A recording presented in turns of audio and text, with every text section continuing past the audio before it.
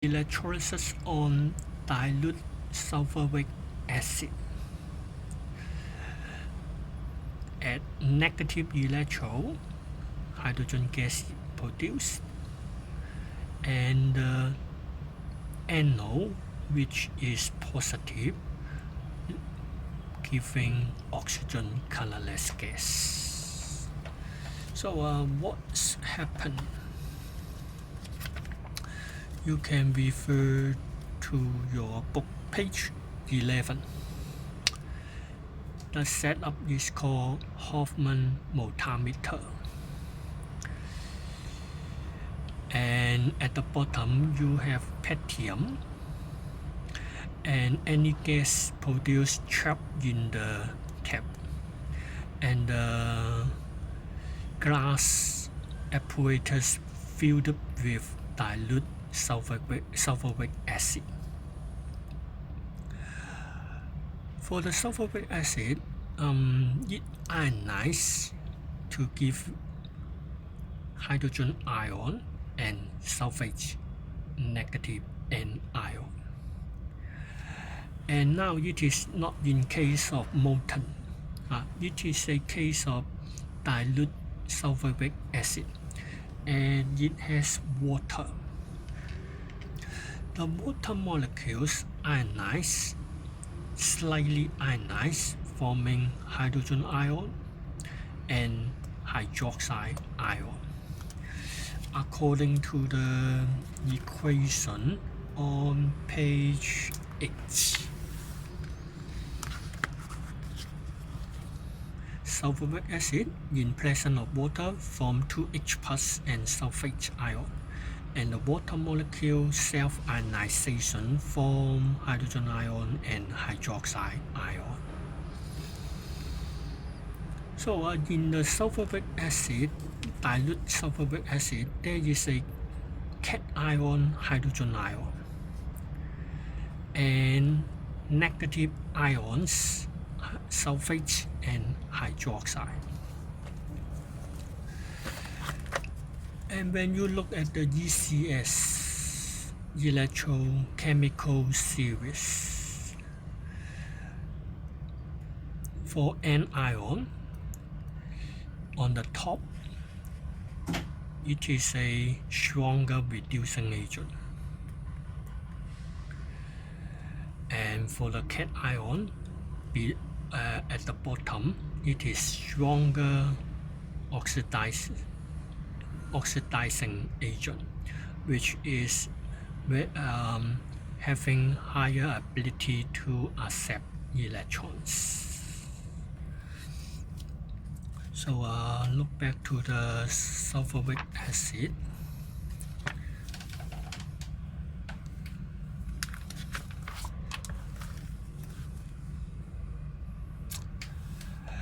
At the negative electrode, there is only one kind of cations, hydrogen ion, and each hydrogen ion accept one electron, and 2H plus accept 2 electrons from colorless hydrogen gas. And the anode, which is complicated because there are two kinds of anions. However, hydroxide ion is a stronger reducing agent than sulfate ion. So we call hydroxide ions preferentially discharged. 4 hydroxide ion lose 4 electrons, form oxygen gas and 2 water molecules. So at cathode, you will see colorless gas hydrogen produced, and at the anode, oxygen gas produced colorless. Equation 1 and equation 2. Equation 1 has 2 electrons on left hand side, and equation 2 has 4 electrons on the right hand side. So we multiply number 1 equation with 2, add to equation 2, such that the electrons cancel out. What you have is 4H plus, 2H2, 4 hydroxide, 1 O2 and 2 water. It is the overall equation. The process is for 4H plus accept 4 electrons from the 4 hydroxide ions. And what you see is the H2NO2 mole ratio is 2:1. That is used to explain the volume ratio of H2NO2. It is 2:1. And then the 4 hydroxide ions and 4 H plus ion, they are coming from the ionization of water molecule. So the left hand side you can reduce them into 4 water, and the 2 water on right hand side can be cancelled out, and the equation change to 2 water decomposed to 2H2 and 1 O2. What's happened is the water decomposed into hydrogen gas and oxygen gas in the dilute sulphuric acid. As the number of water molecules continuously decrease,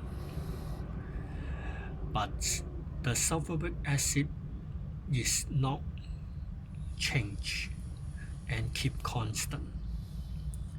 So the concentration of the sulphuric acid is increased, and then it becomes a concentrated sulphuric acid. So you can see when you use the inert electropatium, the products at cathode is hydrogen and no oxygen, and the solution gradually change to from dilute sulphuric acid change to concentrated sulphuric acid.